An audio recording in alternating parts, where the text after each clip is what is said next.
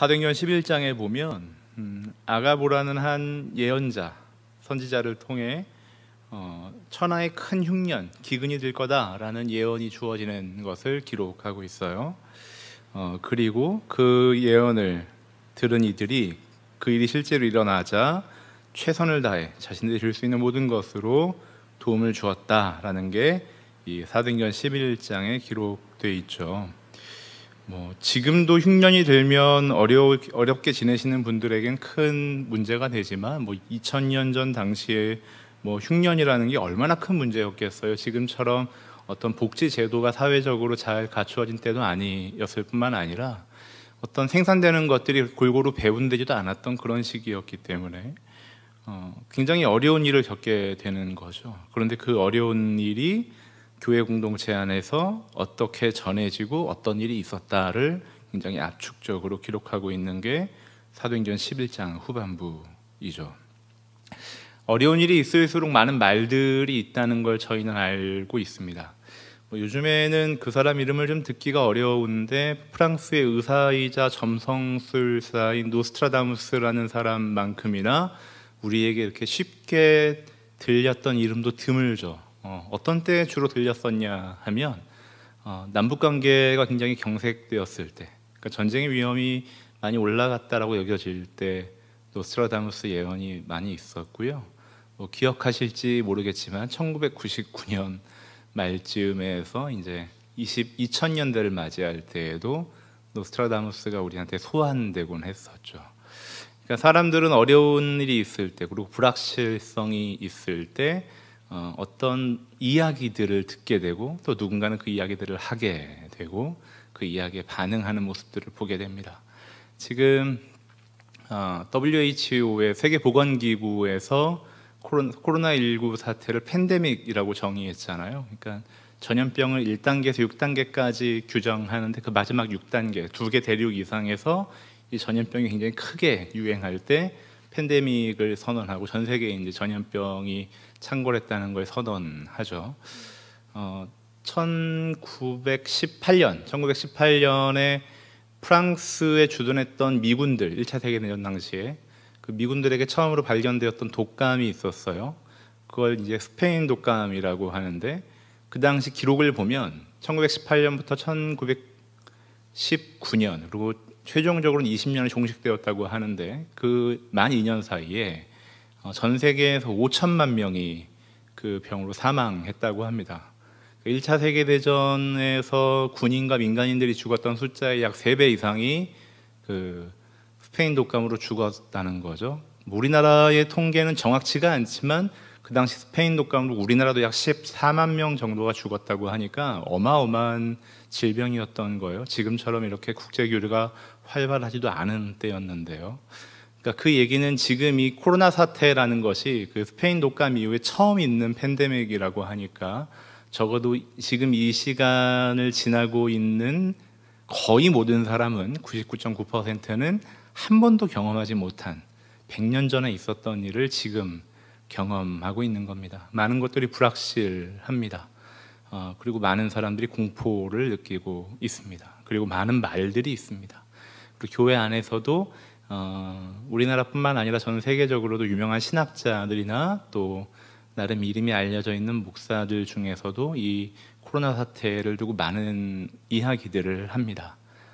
그리고 어떤 분들은 이렇게 이야기합니다. 코로나19는 인간의 죄에 대한 하나님의 심판이다라고도 이야기합니다. 또 어떤 사람들은 처음에 그 코로나 바이러스가 이렇게 창궐했었던 중국의 우한이라는 지역에 그 지역이 이제 특히 기독교 선교사들을 많이 핍박했던 지역이기 때문에 하나님께서 그것에 대한 심판으로 이 일을 일으키셨다라고 말하는 것도 우리가 흔히들 들었던 이야기이죠.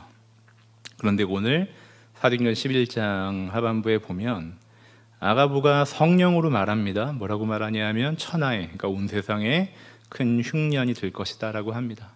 여기엔 뭐가 없냐 하면 하나님이 왜 이 일을 일으키신다라는 게 우리에게 선언적으로 주어져 있지 않습니다.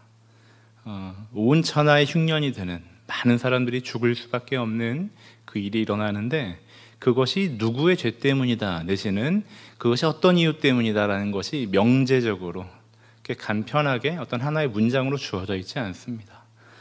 다만 무엇이 나타나 있냐 하면 28절 하반부에 글라우디오 때 그렇게 되니라, 즉 성령으로 말한 것이 사실이었다. 그리고 29절 30절에 그 일이 나타나서, 즉 어려운 일이 나타나서 교회가 무엇을 했냐 하면 어려운 사람들을 도왔다라고 성경은 기록할 뿐입니다. 그러니까 어려운 일이 닥쳤을 때 우리의 본성은 이 어려운 일이 왜 생기는가에 우리가 주목하곤 합니다. 그리고 그 답을 선명하게 얻고 싶은 것이 사실 우리의 본성입니다. 그래서 많은 경우에 두 가지를 하게 되는 거죠. 자책을 하거나 아니면 다른 사람을 탓하는, 그러니까 나에게서 이유를 찾거나 내가 아닌 외부에서 이유를 찾아 그 이유를 알고 싶은 것이 우리의 본성이죠. 그래서 이번 코로나 사태 때에도 사실은 교회 안팎에서 그런 일들을 우리는 많이 보게 됩니다. 그런데 사도행전 11장에 보면 적어도 그 당시 초대교회 안에서 어려운 일이 있었을 때 누구를 탓했다 내지는 누구의 죄라고 정죄했다라는 기록은 없습니다. 성도들은 그 삶을 살았습니다. 그 막막함 속에서 돕는 것을 선택했습니다. 로마서 8장 26절에 보면 우리가 잘 알고 있는 구절이 있습니다. 이와 같이 성령도 우리의 연약함을 도우시나니 우리는 마땅히 기도할 바를 알지 못하나 오직 성령이 말할 수 없는 탄식으로 우리를 위하여 친히 간구하시느니라. 성령 하나님께서 우리를 위해 간구하시는데 어떻게 간구하시냐 하면 말할 수 없는 탄식으로 간구하신다라고 기록하고 있습니다. 탄식이라고 번역되어 있는 이 단어는 슬픔 중에 라고도 번역할 수 있습니다. 가만히 생각해 보면 우리가 그냥 문장으로 볼 때는 문법적으로는 말이 되는데 내용적으로 볼 때는 잘 말이 안 되는 부분이죠. 성령 하나님께서 우리를 도우시고 우리를 위해 기도하시는데 어떻게 기도하시냐 하면 믿음을 가지고 모든 일을 선하게 결론 지으실 하나님을 처음부터 끝까지 동행하고 아시는 분이시기 때문에 기뻐하며 혹은 평안 중에 기도했다라고 기록해야 맞는 것 같은데 성경 하나님께서 우리를 위해 말할 수 없는 탄식으로, 말로 다 표현할 수조차 없는 탄식으로 기도하신다라고 기록하고 있습니다. 성경을 살펴보면 하나님께서 우리와 함께 하실 때 우리의 현실 속에 오셔서 우리의 어려움을 그저 객관적으로 지켜보시면서 건조하게 믿음으로 승리해야지 라고 말씀하시는, 그저 우리가 생각하는 그 말한다라는, 즉 행동이 수반되지 않고 친밀한 관계가 수반되지 않은, 그저 말한다라는 그 말이 아니라 적어도 성경에서 표현하고 있는 하나님의 말씀, 하나님이 말씀하신다, 예수 그리스도가 말한다, 성령께서 기도하신다라고 할 때의 그 모습에서는 많은 경우에 이 탄식이 나타나 있습니다. 탄식이라는 건 그 어려운 시간을, 그 고통의 현장을 지나가는 현재이죠. 그러니까 그 시간이 없어져 버리거나 그 문제가 사라져 버리는 게 아니라 그 문제는 문제대로 그대로 존재하는데 그 문제를 지나가면서도 성령 하나님께서는 하나님의 실제를, 하나님이 계시다라는 것을 믿고 실제로 경험하시면서 그 하나님께 성도들의 현실에 대해 우리와 함께 탄식하면서 지나가고 있습니다. 여기에는 그 성도들의 연약함, 이 연약함이라는 게 비단 우리가 힘이 없습니다, 우리에게 답이 없습니다, 우리는 능력이 적습니다 뿐만이 아니라 우리의 연약함이라는 건 하나님의 의를 알면서도 그 의를 실제로 살아내지 못하는 우리의 죄성을 포함합니다. 우리의 이 죄성을 위해 함께 기도해 주시는 성령 하나님께서 우리의 죄가 무엇인지를 낱낱이 드러내셔서 우리의 죄가 무엇인지를 지적하시고 정죄하시기보다 먼저 무엇 하시냐 하면 성령 하나님이 우리를 위해 말할 수 없는 탄식으로, 우리가 죄 가운데 우리 스스로를 어쩌지 못해서 우리가 하나님 앞에 기도할 때마다 때로는 기도조차 나오지 않아 우리 자신을 돌아보며 고통할 그때에 성령 하나님이 우리와 같은 탄식으로 우리를 위해 기도하고 있다고 성경은 기록합니다. 그러니까 여기에는 우리의 존재가 어떠하다라는 객관적 진실들을 나열해서 그거를 알면 해결된다라는 단편적인 이상적인 내용을 말하는 게 아니라 성령 하나님께서 실제로 우리와 함께 고통당하고 계시며 그 고통당하고 계심이 하나님의 무능 혹은 하나님의 답 없음이 아니라 전능하신 하나님께서, 마음의 원대로 행하시는 하나님께서 우리를 향해 신실하시고 우리를 향해 다 표현할 수도 없는 사랑을 갖고 계신 분께서 우리에게 함께 하시기로 선택하신 하나님의 방법이 탄식이었다라고 성경이 기록하는 겁니다. 히브리서 5장 7절 이하에서는 이렇게 기록합니다. 그는 육체에 계실 때에 자기를 죽음에서 능히 구원하실 이에게 심한 통곡과 눈물로 간구와 소원을 올렸고 그의 경건하심으로 말미암아 들으심을 얻었느니라. 그가 아들이시면서도 받으신 고난으로 순종함을 배워서 온전하게 되셨은즉 자기에게 순종하는 모든 자에게 영원한 구원의 근원이 되시고 하나님께 멜기세덱의 반차를 따른 대제사장이라 칭하심을 받으셨느니라. 여기서 보면 역시 잘 아시는 본문이시겠지만 예수님께서 육체에 계실 때 자기를 죽음에서 능히 구원하실 이에게, 즉 성부 하나님에게 심한 통곡과 눈물로 간구와 소원을 올리셨다라고 기록합니다. 그리고 그 뒤에 뭐라고 하냐면 그의 경건하심으로 말미암아 들으심을 얻었느니라. 여기서 경건하심으로 말미암아라고 하는데 이 경건하심이라는 단어를 직역하면 이렇게도 번역할 수 있습니다. 공손한 순종으로 말미암아. 예수님께서 공손하게 순종하셔서 그 기도에 들으심을 얻었다라고 기록합니다. 그러니까 우리가 생각하는 기도라는 건 두 가지 내용을 담고 있죠. 무엇을 기도한다와 어떻게 기도한다가 있겠죠. 그러니까 우리가 무엇을 구하고 있는가, 그리고 그 무엇을 구할 때 어떻게 구하며 또 그 구한 우리의 삶을 어떻게 살아간다가 있을 겁니다. 그런데 많은 경우에 우리의 기도는, 저를 포함해서 성도들의 현실적 기도는, 하나님 우리에게 이런 문제가 있습니다, 이런 어려움이 있습니다, 이 어려움을 하나님의 능력으로 지나가도록 혹은 뛰어넘도록 혹은 피하도록 인도해 주십시오가 사실 우리의 많은 기도일 겁니다. 그런데 성경은 예수님의 모습을 뭐라고 기록하냐 하면 그의 경건하심으로 말미암아 들으심을 얻었다라고 이야기합니다. 즉 다르게 번역하면 그의 공손한 순종으로 말미암아 들으심을 얻었다. 무엇에 대한 순종일까요?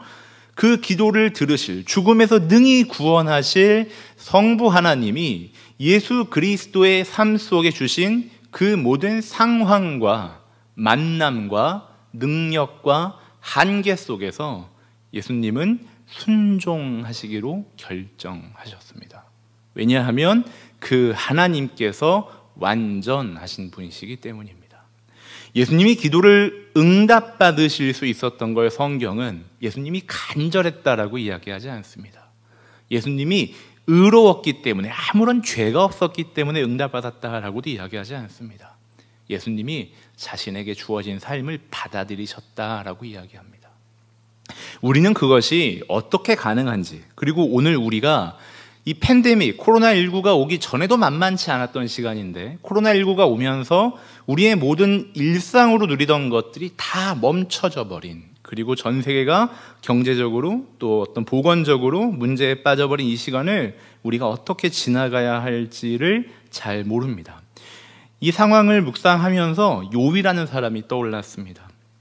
욥기 3장에 욥이 이런 말을 하죠. 20절 이하에 어찌하여 고난당하는 자에게 빛을 주셨으며 마음이 아픈 자에게 생명을 주셨는고 이러한 자는 죽기를 바라도 오지 아니하니 땅을 파고 숨긴 보배를 찾음보다 죽음을 구하는 것을 더하다가 무덤을 찾아 얻으면 심히 기뻐하고 즐거워하나니.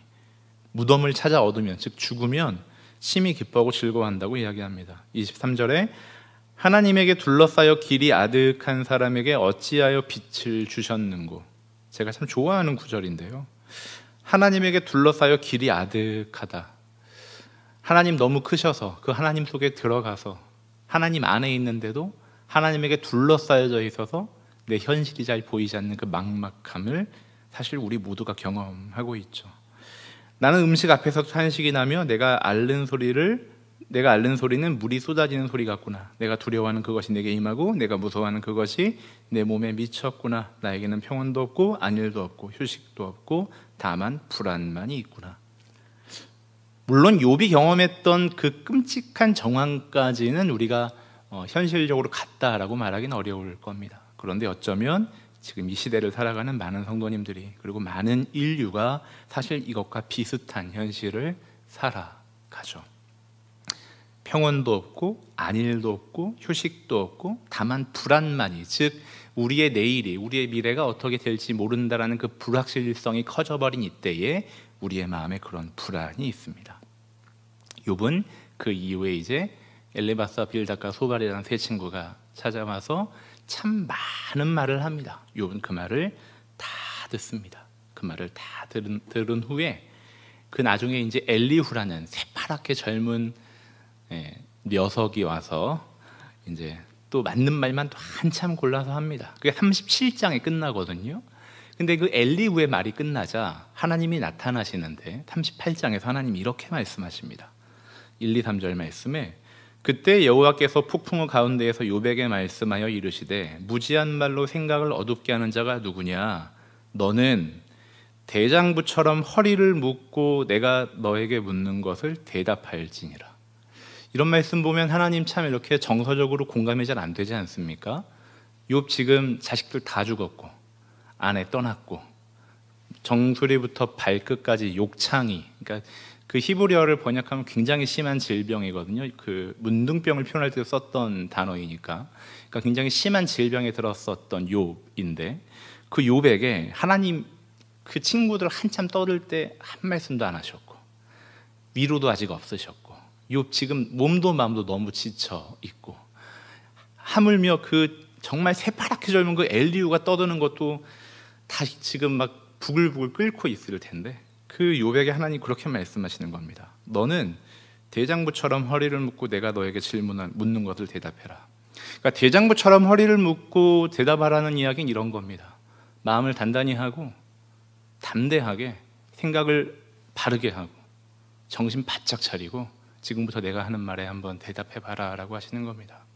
하나님께서 욥이라는 사탄에게 너가 어떻게 해도 욥은 나를 예배할 거다라고 했던, 즉 하나님의 어떤 그 가치를, 하나님의 권위를, 하나님의 영광을 걸었던 그 욥이라는 한 사람을 하나님이 어떻게 끌고 가시는지 보십시오.